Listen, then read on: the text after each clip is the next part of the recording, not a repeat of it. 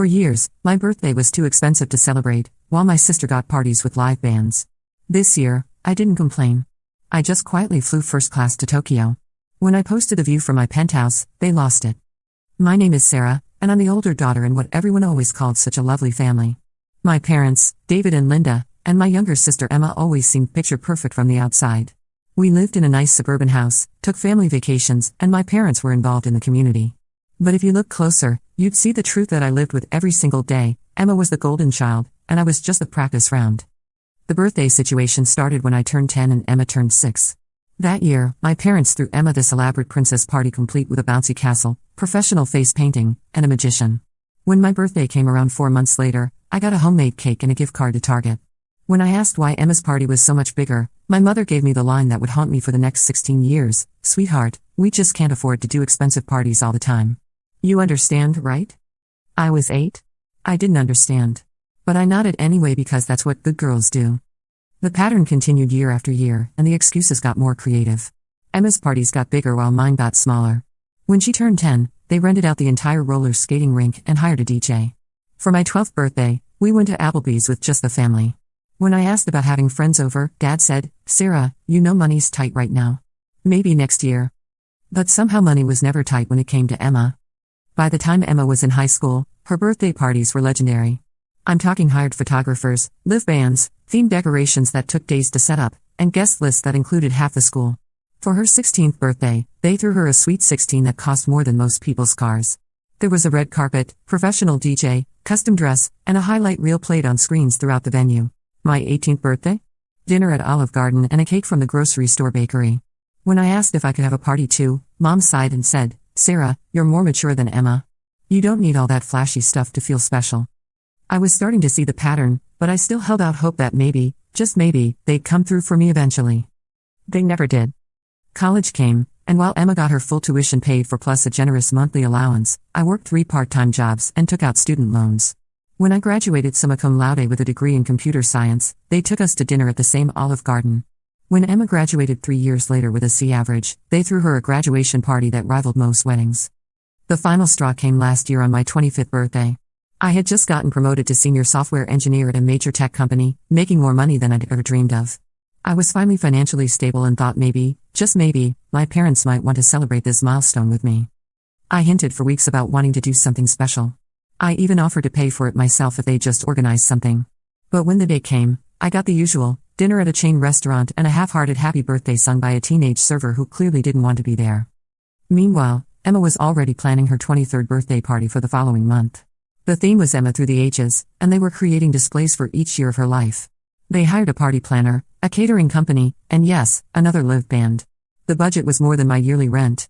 That night, lying in my childhood bedroom after my pathetic birthday dinner, I made a decision. I was done begging for scraps of attention. I was done pretending it didn't hurt. And I was done explaining to my parents why I deserved the same treatment as my sister. But first, I did something I'd never done before. I went through Emma's social media and really looked at the documentation of our childhood inequality. Photo after photo of elaborate birthday celebrations, each one more extravagant than the last. Professional photographers capturing her blowing out candles on custom cakes that probably cost more than my car payment. Videos of her dancing with friends at parties that looked like wedding receptions. And then I scrolled through my own social media history. The difference was stark and heartbreaking. A few photos from those depressing family dinners, me forcing a smile over grocery store cake. The most elaborate thing I'd ever posted for my birthday was a selfie with a cupcake I bought myself when I turned 23. I started doing research that night. How much had Emma's parties actually cost? I made spreadsheets, because that's the kind of person I am. Conservative estimates based on venue rentals, catering costs, entertainment fees, and decorations. The numbers were staggering. Emma's Sweet 16 alone had cost approximately $8,000. Her 21st birthday party, the Emma Through the Ages theme, had cost nearly $12,000. In contrast, my parents had spent maybe $2,000 total on all 25 of my birthdays combined, and most of that was probably the Olive Garden bills. I calculated that over the years, they'd spent roughly $60,000 celebrating Emma's life milestones while spending less than 5% of that celebrating mine. $60,000. I stared at that number on my laptop screen until my eyes burned. That was more than my student loans. That was a down payment on a house. That was a fortune spent on one daughter while the other got table scraps. The research phase became an obsession. I found myself staying up late, diving deeper into the psychology of family favoritism, reading articles about the long-term effects of parental inequality on adult children. I learned terms like scapegoat child and golden child syndrome. I discovered that what I'd experienced had a name and that thousands of other people had lived through similar situations. I joined online support groups for people who'd grown up in families with obvious favoritism. Reading their stories was both validating and devastating. There were so many of us, the overlooked ones, the mature ones, the ones who learned to expect less because asking for more was labeled as selfish or dramatic. One woman in the group shared a story that hit particularly close to home. Her sister had received a new car for her 16th birthday while she got a used bicycle. When she pointed out the inequality, her parents said she should be grateful for anything and that her sister needed the car more because she was involved in more activities. The woman was 43 now and still dealing with the psychological impact of growing up feeling less valued. Another man wrote about how his brother's college graduation was celebrated with a big party and expensive gifts, while his own graduation went completely unacknowledged because his parents were too tired from planning his brother's celebration. He'd gone on to become a successful doctor, but he still struggled with feelings of inadequacy and a compulsive need to overachieve to get attention. These stories lit a fire in me. I wasn't crazy. I wasn't being dramatic. I wasn't too sensitive. I was responding normally to abnormal treatment. But instead of just feeling sorry for myself, I decided to channel that energy into something productive. I started planning my revenge, but not the destructive kind. The kind where you win by succeeding so spectacularly that everyone has to notice. I started planning. I opened a separate savings account that I nicknamed Operation Self-Worth in my head. Every dollar that went into that account was a dollar invested in finally treating myself the way I deserved to be treated. I set up automatic transfers and treated it like any other essential bill. The lifestyle changes were dramatic but oddly liberating. I canceled my Netflix subscription, stopped buying coffee out, started making all my meals at home, and declined every invitation that cost money. My coworkers started calling me a hermit, but I didn't care. Every sacrifice felt like a step toward freedom. I also started documenting everything. Not publicly, I didn't want to tip my hand, but privately. I kept a journal of every family interaction, every slight, every time my parents spent money on Emma while claiming they couldn't afford something for me. I photographed the receipts for my birthday dinners and saved screenshots of Emma's party planning posts. The documentation served two purposes. First, it kept me motivated when the saving got difficult. Second, it helped me realize just how pervasive the inequality had been. It wasn't just birthdays. It was graduation gifts, holiday presents, emergency financial help, and 1,000 tiny daily preferences that added up to a lifetime of feeling less important. During this planning phase, I also started setting boundaries that my family didn't understand. When Emma asked me to help with her party planning, I started saying no. When my parents asked me to contribute money toward Emma's gifts, I declined. When they expected me to drop everything to help with family crises that somehow always centered around Emma's needs, I wasn't available.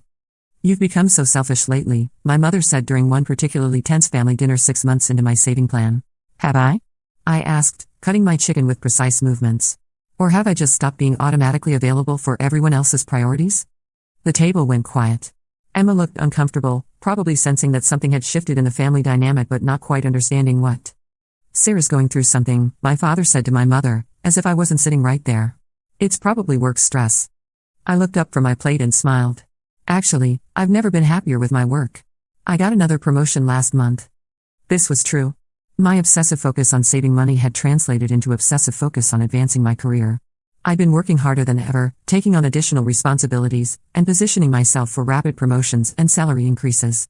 Every raise meant more money for Operation Self-Worth. "That's wonderful, honey," Mom said, but she sounded distracted. Emma had started talking about her upcoming party theme, and Mom's attention had already shifted back to the golden child. I excused myself early that night and went home to transfer my latest bonus into the Tokyo Fund. The balance was growing faster than I'd hoped, but not fast enough for my impatience. That's when I decided to get serious about side hustles. I started doing freelance web development projects in the evenings and weekends. I sold things I didn't need. I even picked up a part-time job teaching coding classes online. My schedule became ruthless, but every extra dollar felt like buying back my self-respect. The hardest part wasn't the lifestyle changes or the extra work. The hardest part was watching Emma's 23rd birthday party planning unfold while I smiled and pretended everything was normal. The Emma Through the Ages theme required months of preparation. My parents spent weeks going through photo albums, creating displays for each year of Emma's life. They hired a professional videographer to create a highlight reel. They commissioned custom decorations and had a dress made for Emma that cost more than my monthly rent. I helped when asked, because refusing would have raised suspicions. But inside, I was counting the cost of every detail and adding it to my mental tally of inequality. The flowers alone cost more than my parents had spent on my last 3 birthdays combined. The party itself was a production worthy of a Broadway show. The venue was a restored mansion with ballroom ceilings and crystal chandeliers. Professional photographers captured every moment. A string quartet played during cocktail hour, followed by a full live band for dancing. The catered dinner featured multiple courses prepared by a chef who'd worked at Michelin-starred restaurants. Emma looked like a princess in her custom dress, surrounded by friends and family who'd all dressed up for her special day. My parents gave speeches about how proud they were of her, how special she was, how much joy she'd brought to their lives. I sat at my assigned table, not the family table, because Emma's friends took priority, and watched the whole production with a mixture of sadness and determination. This was exactly what I'd always wanted. Not the specific details, but the feeling of being celebrated, of being the center of attention for one day, of having people make an effort to honor my existence. But as I watched Emma accept gift after expensive gift, I realized something important. I didn't want this exact party. I didn't want to be the center of a performance designed to impress other people. I wanted something that actually reflected who I was and what I valued. I wanted an adventure. I wanted to see the world. I wanted to experience something beautiful and meaningful, not just expensive and showy. That's when the Tokyo idea crystallized. Not just as revenge, but as the birthday celebration I actually wanted. Over the next year, I worked harder than I'd ever worked before. I took on freelance projects, optimized my investment portfolio, and saved every penny I could. I also started pulling away from my family. Not dramatically, I didn't want them to suspect anything. I just gradually became less available for family dinners, less responsive to group texts, and less interested in hearing about Emma's latest achievements or party plans. When they asked what was wrong, I just said I was busy with work. They seemed relieved, honestly. One less person they had to pretend to care about equally. Meanwhile, I was living like a monk. My coworkers joked that I never went out anymore, never bought anything fun, and seemed to have disappeared from social media entirely. They weren't wrong. Every dollar I didn't spend on going out, every vacation day I didn't use, every bonus and raise I received, it all went into my birthday fund. I researched everything meticulously. The best time to visit Tokyo, the nicest hotels, the most exclusive restaurants. I learned basic Japanese phrases and read every travel blog I could find. I booked a beautiful suite at the Park Hyatt Tokyo, not the penthouse, but a corner suite on the 40th floor with stunning city views. I managed to secure reservations at several high-end restaurants and planned experiences I'd dreamed about for years. The plan was simple. I would spend my 26th birthday in Tokyo, staying in a beautiful suite at the Park Hyatt, dining at incredible restaurants, and doing everything I'd ever dreamed of. But more importantly, I would document every moment and share it at exactly the right time for maximum impact. 3 weeks before my birthday, Emma started talking about her 22nd birthday party plans. This year's theme was Hollywood glamour, and yes, they were hiring another live band plus a string quartet for the cocktail hour. The venue was a historic mansion that cost more per night than most people make in a week. "Sarah, you'll help with setup, right?" Emma asked during Sunday dinner, not really asking. "Actually, I might not be available that weekend," I said casually, cutting into my mom's pot roast. The table went quiet. I never missed Emma's birthday parties. I was always there, helping with setup, taking photos, and cleaning up afterward while Emma held court like the princess she'd always been treated as. "What do you mean you might not be available?" Mom asked, her voice tight with that special tone she used when someone wasn't following the family script. "I might have work stuff," I lied smoothly. "Big project coming up." Dad frowned. "Can't you just tell them you have a family commitment?" I looked up from my plate and smiled. I did. My family commitment is to myself. The conversation moved on, but I caught the looks they exchanged. They weren't used to me having boundaries. 2 weeks before my birthday, I submitted my vacation request at work. 2 weeks in Japan, starting on my birthday. My manager, who knew about my family's situation from years of watching me work through my birthday while everyone else took time off for their celebrations, approved it immediately. "You deserve this, Sarah," she said. "Take all the time you need." 1 week before my birthday, I started getting the usual questions about my birthday plans. Would I like to go to dinner somewhere? Olive Garden was mentioned, because of course it was. Maybe see a movie afterward? "Actually, I think I'm going to do something different this year," I told them during our last family dinner before I left. "Different how?" Emma asked, looking up from her phone where she was probably planning more details for her upcoming extravaganza. "Just different," I said. "Nothing big." Mom looked relieved. "Good. You know how we feel about expensive celebrations." I smiled. "Oh, I do. I absolutely do." The night before I left, I packed my bags with more excitement than I'd felt in years. I bought an entire new wardrobe for the trip, designer clothes I'd never allowed myself to buy before, jewelry that cost more than my parents spent on my last 5 birthdays combined, and luggage that looked like it belonged in first class. Because that's exactly where it was going. I left for the airport at 4 a.m., 3 hours before my family typically woke up. I told them I was going to spend my birthday weekend at a spa retreat, vague enough to be believable, specific enough that they wouldn't ask too many questions. The first-class lounge at LAX was everything I'd imagined. Unlimited champagne, gourmet food, and comfortable seating with a view of the runway. I took a selfie with my champagne flute raised toward the window and saved it for later.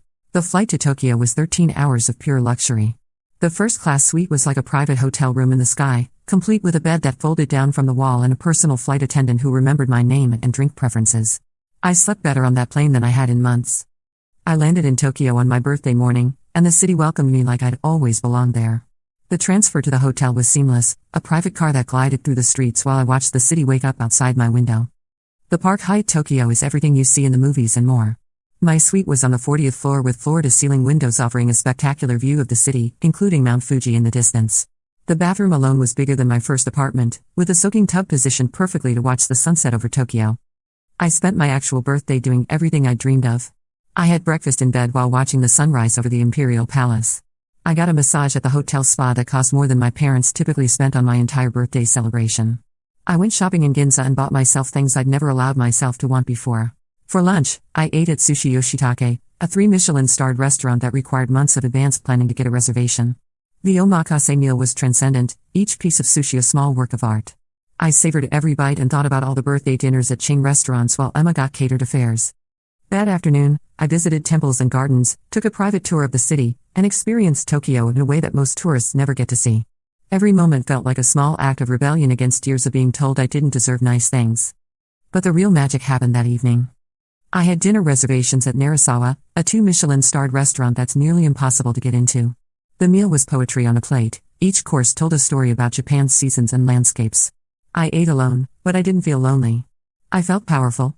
After dinner, I returned to my suite and stepped out onto the private balcony. The view was breathtaking. Tokyo sprawled out below me in every direction, millions of lights twinkling like earthbound stars. Mount Fuji was silhouetted against the darkening sky, and the city hummed with energy even 40 floors below. I had never felt more alive. I took out my phone and carefully composed the photo. The view from the balcony, with the Tokyo skyline spreading out infinitely in every direction. The city lights reflected off a glass of champagne in my hand, Dom Perignon, because why not? In the corner of the frame, you could just see the edge of the suite's marble table with the bottle and my room service dinner remnants. I wrote a simple caption, 26 never felt so good, clinking glasses emoji, hashtag Tokyo views, hashtag birthday treat, hashtag penthouse life, hashtag worth the wait. I posted it to Instagram at exactly 9 p.m. Tokyo time, which was 8 a.m. back home in California. Perfect timing for when my family would be having their morning coffee and checking their phones before work. Then I put my phone on silent and went to soak in that incredible bathtub. When I finally checked my phone 2 hours later, it had exploded. 47 missed calls. 156 text messages. 89 Instagram notifications. I poured myself another glass of champagne and started reading. Emma had called me 12 times and left increasingly frantic voicemails. Sarah, what the fuck? Where are you? Call me back right now. Mom and Dad are freaking out. How could you afford this? Did you steal money? This is so fucking selfish. We had no idea where you were. My parents' messages were a mix of confusion, anger, and something that looked suspiciously like panic. Mom, Sarah, please call us. We're very worried. Dad, where are you? How did you pay for this? Mom, this is very irresponsible. We need to talk. Dad, are you in some kind of trouble? Did someone give you money? Mom, Emma is very upset. Her party planning is ruined because everyone is asking about your trip. And there it was. Even when I was living my best life on the other side of the world, somehow I was still responsible for Emma's happiness. But the Instagram comments were where the real drama was unfolding. My extended family, friends, and acquaintances from high school were all chiming in. Aunt Carol, wait, when did Sarah become rich? I thought she was the struggling one? Family friend Janet, is this the same Sarah who always had quiet birthdays? Good for her. High school classmate Mike, damn Sarah, this is a glow up. But the best comments were from people who knew my family well enough to read between the lines. Mom's friend Patricia, Linda, I thought you said Sarah never wanted big celebrations? Dad's brother Uncle Tom, guess the family financial situation improved pretty quickly. Cousin Rachel, interesting how Sarah can afford Tokyo penthouse suites but the family could never afford to throw her a decent birthday party, thoughtful face emoji. That last one had 17 likes. Emma had also commented, some of us care more about family than Instagram likes. It had 3 likes, all from her closest friends. The comment that made me actually laugh out loud came from my coworker Jake. Sarah finally learned to celebrate herself the way she deserves, party popper emoji. I decided to respond to that one, better late than never, smiley face emoji. My phone immediately started ringing. Mom. I let it go to voicemail and listened to the message. Sarah Elizabeth, you call me back right now. We are worried sick and your sister is beside herself. This is not like you, and we need to know what's going on. I poured myself more champagne and crafted my response carefully. I called Emma first. Where the hell are you? She answered on the first ring. Tokyo, I said simply. I can see that from your Instagram post that literally everyone is talking about. How could you just disappear without telling us? And how the hell are you staying in a penthouse? I saved up, I said. You know, the money I didn't spend on birthday parties. Silence. That's not funny, Sarah. It wasn't meant to be. Mom and Dad are freaking out. They thought something happened to you. I told them I was going to a spa retreat for my birthday weekend. A spa retreat is not the same as flying to Japan. True, I agreed. This is much better. You're being selfish, Emma said, and I could hear the tears in her voice. My party is in 2 weeks, and now everyone is asking about your trip instead of focusing on my celebration. And there it was. The real issue wasn't that they were worried about me. It was that I had dared to upstage Emma. I'm sorry my birthday is affecting your birthday, I said, not sorry at all. That's not what I meant, actually, Emma, I think that's exactly what you meant. Just like it's always been exactly what you meant. I hung up. Mom called 30 seconds later. Sarah, we need to talk. I'm listening. How could you just leave without telling us where you were really going? We were worried sick. I told you I was going away for my birthday weekend. You said a spa retreat. I said I was going to do something different for my birthday and that it would be good for me. Tokyo definitely qualifies. Sarah, this isn't like you. And that was the problem, wasn't it? The real Sarah, the one who wanted nice things and special celebrations and to feel valued, had never been allowed to exist. Maybe you don't know me as well as you think you do, I said. How did you pay for this? Are you in debt? Are you in some kind of trouble? I saved up, Mom. I work hard, I make good money, and I decided to spend it on myself for once. But this must have cost more than you've ever spent on my birthday? Yes. It did. Silence. Sarah. I have to go, Mom. I have dinner reservations. We need to talk about this when you get home. Do we? Because for 25 years, whenever I tried to talk about feeling left out or treated differently, you told me I was being dramatic or too sensitive. Now I'm not talking about it anymore. I'm just living my life. I hung up and immediately blocked both Emma and my parents on Instagram. I wasn't ready for that conversation to continue publicly. But I couldn't block everyone, and the comments kept coming. Cousin Rachel had posted again, funny how Sarah suddenly had money for luxury trips when she's been working her ass off for years while Emma got handed everything, eyes emoji. Aunt Carol replied, Rachel Marie, that's not appropriate. But Uncle Tom replied to Aunt Carol, is it inappropriate or is it accurate? The family group chat, which I'd muted months ago, apparently exploded. Emma screenshotted some of the messages and sent them to me. Grandma, I've always wondered why Sarah's birthdays were so different from Emma's. Aunt Carol, Linda always said Sarah preferred low-key celebrations. Uncle Tom, did Sarah prefer them or was that just easier? Cousin Rachel, I remember Sarah asking why Emma got parties and she didn't. Linda said it was because Sarah was more mature and didn't need them. Cousin Mike, that's fucked up. Sarah's been working since she was 16 and Emma's never had a job. Grandma, language, Michael. Cousin Mike, sorry Grandma, but it's messed up. I realized that other people had been noticing the disparity all along. They just hadn't said anything because it wasn't their place. But my Tokyo post had given them permission to finally acknowledge what they'd all been seeing. The next morning in Tokyo, I woke up to 23 more missed calls and decided to post another photo. This one was my breakfast, perfectly arranged Japanese delicacies on a tray with the Tokyo skyline in the background, taken from my suite seating area. Caption, Day 2 in Paradise. Sometimes the best birthday gifts are the ones you give yourself, cherry blossom emoji, hashtag Tokyo breakfast, hashtag best birthday ever, hashtag living my best life. The response was immediate. Emma called me crying. Sarah, please stop posting. Everyone is talking about this. Mom is getting calls from relatives asking questions about our family. What kind of questions? About money and fairness and... Just please stop. You're embarrassing us. I'm embarrassing you by celebrating my birthday? You're embarrassing us by making it obvious that things weren't always equal. Finally. Some honesty. Things were never equal, Emma. Not once. Not ever. I know that now, okay? I know. But did you have to make it so public? I posted 2 photos of my birthday trip. If that makes the inequality obvious, maybe the problem isn't the photos. Sarah, please. Can we talk about this when you get home? Can we fix this? What exactly do you want to fix? The 26 years of treating me like an afterthought, or the fact that, People noticed? She was quiet for so long I thought she'd hung up. I want to fix the 26 years, she finally whispered. I almost broke. Almost. But then I remembered every birthday dinner at Olive Garden while she got live bands. Every graduation dinner at chain restaurants while she got parties. Every time I was told I was too mature to need celebration while she got red carpets and photographers. I don't think you can, I said softly. Some things can't be fixed, Emma. They can only be learned from. I spent the rest of my trip doing exactly what I wanted to do. I visited museums and gardens, took cooking classes, went to the theater, and ate at restaurants I'd dreamed about for years. I bought myself beautiful things and took photos of everything. But I didn't post any more photos online until the very end of my trip. I'd made my point and wanted to actually enjoy my vacation without managing the family drama. The trip was everything I'd hoped for and more.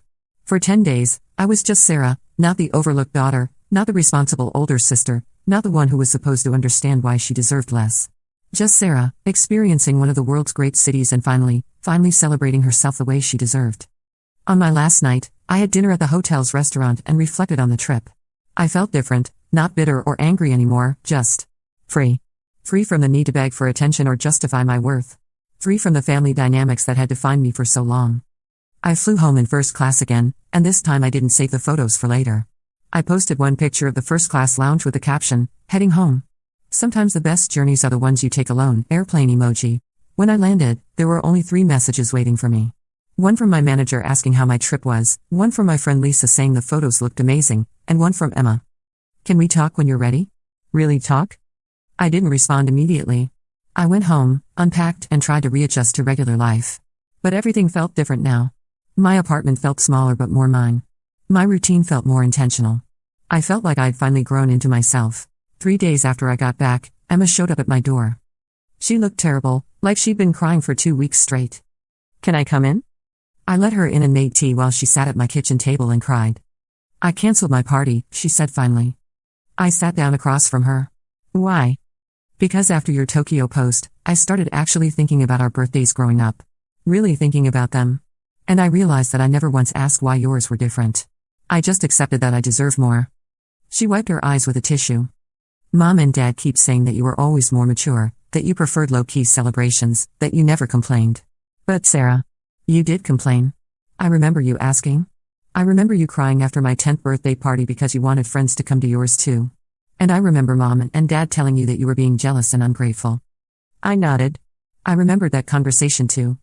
I was 10 when they threw me that first big party. I just accepted that it was normal, that I deserved it. I never questioned why you didn't get the same thing. I was a kid, but I'm not a kid anymore. I haven't been a kid for a long time. No, I agreed. You haven't.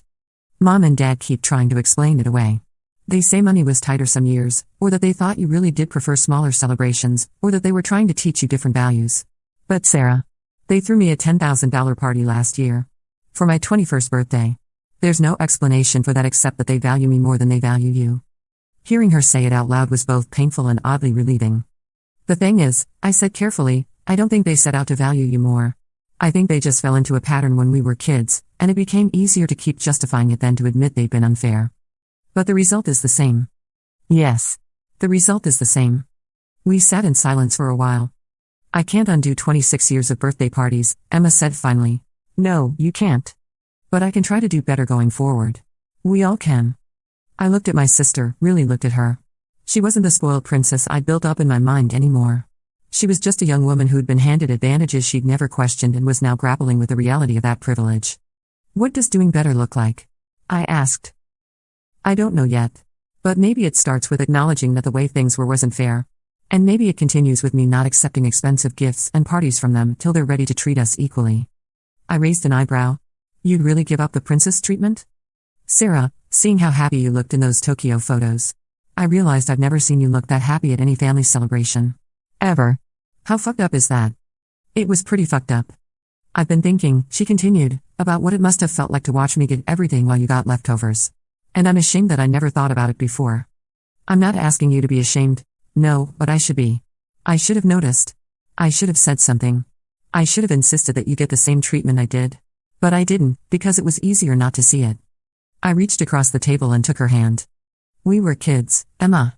You were younger than me. It wasn't your job to fix our parents' mistakes. Maybe not when we were kids. But I'm 24 now. I should have figured this out years ago. She squeezed my hand. I want to have a relationship with you that isn't built on inequality. I want to get to know who you actually are when you're not trying to be the mature, understanding older sister who never asks for anything. I'd like that too, I said, and I meant it. Can I ask you something? Sure. How long were you planning the Tokyo trip? I smiled. About a year and a half. A year and a half of saving and planning while watching me plan another ridiculous party. Pretty much. I would have been so angry. I would have exploded at some point. I was angry. I just channeled it differently. Into the most epic birthday celebration I've ever seen. I learned from the best, I said, grinning. She laughed despite her tears. Touché. We talked for another 2 hours. Really talked, maybe for the first time in our adult lives. She told me about the pressure she felt to be the perfect daughter, the guilt she carried about always being the favorite, and the fear that she'd never accomplish anything on her own merit. I told her about the loneliness of always being overlooked, the exhaustion of pretending not to care, and the liberation of finally putting myself first. When she left, we hugged, a real hug, not the obligatory family hug we'd perfected over the years. Sarah? Yeah? I'm really glad you went to Tokyo. I'm glad you celebrated yourself the way you deserved. And I'm sorry it took your Instagram post for me to see what was right in front of me. I'm glad I went too. My parents took longer to come around. They called several times trying to get me to admit I'd been dramatic or attention-seeking. They suggested family therapy, which was rich considering they'd spent decades dismissing any suggestion that there was a problem. But Emma kept her word. When they tried to plan her 22nd birthday party, she told them she didn't want one unless they were prepared to throw me an equally elaborate 27th birthday party. But Sarah doesn't want big parties, Mom protested. Did you ask her? Emma replied. They hadn't, of course. So they asked me. I'd love a party, I said simply. I've always wanted a party. The conversation that followed was long and uncomfortable. There were tears, accusations, and a lot of defensive explanations about money and timing and what they thought I wanted. But eventually, slowly, they began to understand what they'd done. Not just the birthday parties, but the underlying message they'd sent for 26 years, that Emma was worth celebrating and I was not. My 27th birthday party was beautiful. Nothing over the top, I didn't need to prove anything anymore. Just a nice dinner with friends and family, good music, and a cake that wasn't from the grocery store bakery. Emma gave a toast about growing up and learning to see beyond your own experiences. My parents apologized publicly for not celebrating me properly before. It was everything I'd wanted when I was 8 years old, and somehow that was enough. But honestly, the Tokyo trip was better. Because the Tokyo trip wasn't about them finally giving me what I deserved. It was about me finally giving myself what I deserved. It was about learning that I didn't need their permission to celebrate my own life, to spend money on my own happiness, to take up space in my own story. The Instagram post that started this whole thing has over 300 likes now and dozens of comments from people sharing their own stories about family inequality and the importance of advocating for yourself. It apparently inspired my cousin Rachel to finally demand equal treatment from her parents, and my coworker Jake to book his own solo trip to celebrate his promotion. Sometimes the best revenge isn't planned. Sometimes it's just living your best life so loudly that people can't help but notice the contrast with how you were treated before. And sometimes, the best gift you can give yourself isn't just a luxury trip. It's the permission to finally be as important in your own life as you've always been in everyone else's. I'm planning my next adventure now. Maybe Iceland. Maybe New Zealand. Maybe both. And this time, I might even tell my family where I'm going. But I definitely won't be asking for their permission.